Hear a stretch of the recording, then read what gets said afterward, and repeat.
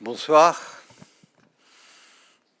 Une semaine après l'entrée en fonction de la nouvelle commission et après avoir pris mes fonctions de commissaire à l'emploi et aux droits sociaux, j'ai en effet eu le plaisir d'assister à ce dernier conseil de la présidence finlandaise, mais qui a été un conseil très riche, comme l'a expliqué le ministre finlandais, sur toute une variété de thèmes qui font effectivement l'Europe sociale et qui vont effectivement aussi déterminer les politiques dans les années à venir. Donc je remercie la présidence finlandaise pour le travail accompli pendant cette présidence et bien sûr en nous basant sur les discussions que nous avons eues aujourd'hui, nous allons poursuivre en fait le travail engagé. J'ai eu l'occasion effectivement d'abord d'écouter les ministres sur les différents sujets et de leur exposer le programme de la Commission. Alors nous avons un programme qui, je dirais, démarre très vite, puisque le premier point que nous allons présenter et proposer dans les semaines à venir, c'est le cadre pour un salaire minimum européen. Nous avons prévu d'engager les travaux, nous les avons déjà engagés, à tel point que pas plus tard que demain, j'irai au Danemark pour discuter avec le gouvernement danois et vendredi avec le gouvernement suédois sur les différents aspects de ce cadre légal pour un salaire minimum européen. C'est une mesure importante, c'est aussi une mesure qui nécessite une large consultation, puisque à partir du 14 janvier, nous allons proposer la première proposition qui va être soumise aux partenaires sociaux. Le deuxième point sur lequel je voudrais dire un mot, c'est le pilier ou le socle des droits sociaux. Je crois que dans toutes les interventions qui ont été faites par les collègues ministres, en effet, on a beaucoup insisté sur la mise en œuvre de ce socle des droits sociaux. Et donc, la Commission et moi-même en particulier, et la mission de préparer un plan d'action pour la mise en œuvre de ce socle des droits sociaux. Et nous allons profiter de cette année d'engager des consultations très vastes avec tous les États membres, mais aussi avec le Parlement européen, avec le Comité économique et social, avec le Comité des régions, mais aussi avec les partenaires sociaux et surtout avec les partenaires sociaux pour effectivement préparer ce plan d'action sur le socle des droits sociaux. La collègue Helena Dalli, qui a été présente dans la première partie de ce conseil, m'a demandé également de dire un mot sur toute la politique d'égalité et de non-discrimination qui est au cœur même de la politique de cette commission. Vous me permettez de passer à l'anglais et de vous rapporter ce que la commissaire Dalli a retenu des débats de ce matin. The Council this morning discussed future priorities in our work towards gender equality. Gender equality is a human right. It also makes economic sense, with a gender employment gap of 370 billion a year. We have to remedy this. Our upcoming gender equality strategy will pair specific initiatives to tackle gender inequality in all its forms, with gender mainstreaming of EU policies and gender budgeting. Gender equality is not only an essential human right, it's also smart business. Yet, there is still a significant gender imbalance when it comes to decision-making in the EU. Our Women on Boards proposal is designed to help fix this by forcing the issue of gender balance on corporate boards, whilst leaving member states the flexibility to keep and apply their own measures. At the same time, discrimination remains widespread in the EU, whether based on sex, race or ethnicity, religion or belief, age or sexual orientation. For example, 59% of Europeans believe there is widespread discrimination in their country on the grounds of ethnic origin or skin color. 53% say the same with regards to sexual orientation.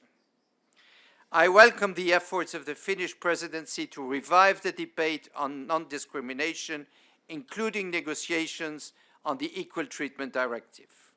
While many member states support the proposal, there is still no unanimity. Perhaps this is an issue which we have to discuss one day also. We must now knuckle down and make swift progress on both these directives. The Commission is happy to help in any way it can to achieve further progress. I want also to say a word on the European semester. We had a very fruitful discussion during lunch on reforming, revamping, and also simplifying the European semester. This is an essential part of economic and social governance in the European Union. This Commission wants to add to this European semester also the SDGs, which is a very important aspect of the Green Deal. But at the same time, we have to watch that we are not overload the boat. So how can we streamline the European semester to encourage ownership of the European semester, to have a better exchange with member states, but also with the European Parliament and social partners? I think this is a very important element if we want to achieve the reforms the Commission is proposing, especially in the framework of the country-specific recommendations. On health and safety at work, I have listened very carefully to what the Presidency has said, and especially to the Council conclusions. For me, as a former Labour Minister, this is a key issue. And really, we have to continue working on it, because we have thousands of people dying at work in Europe, and this is not acceptable. So we have really to engage ourselves, to commit ourselves to reduce not only professional diseases, but also especially the number of fatal accidents at workplaces. And therefore the idea of a zero vision, which exists already in some member states, has also to be promoted at the European level. And you have mentioned a certain number of new diseases, which are very much linked also to the changes in our economy, linked to new technologies. These are issues which we have to really deal with. And therefore, I have received the message from the member states that once the present strategic framework is expiring, we have to work on a new one. Unfortunately, health and safety is not an issue which finishes with the strategic framework.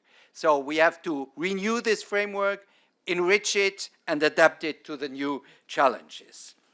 Well, I think you have said a lot on the vulnerable people on the labor market. It's true that the labor market in the European Union has improved a lot. We have the highest level of employment even compared to before the crisis, but we have to acknowledge that there are groups of people who still are not taking advantage of these improvements. These are very often people with disability. These are young people without any precise skills.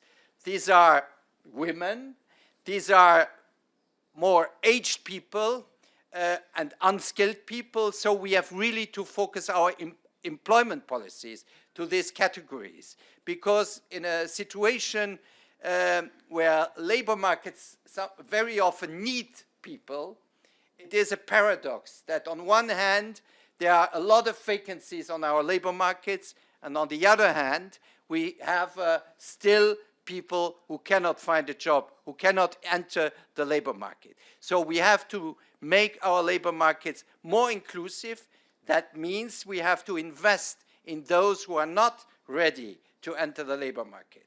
And I think in all our discussions, we had one important topic, and that's skills, skills, skills. I think this is an essential element of good employment policies. This is an essential element to make our labor market more inclusive, but also to favor professional mobility on our labor market, because people expect the possibility, if their job is changing, if their job disappears, that they can find rapidly a new job.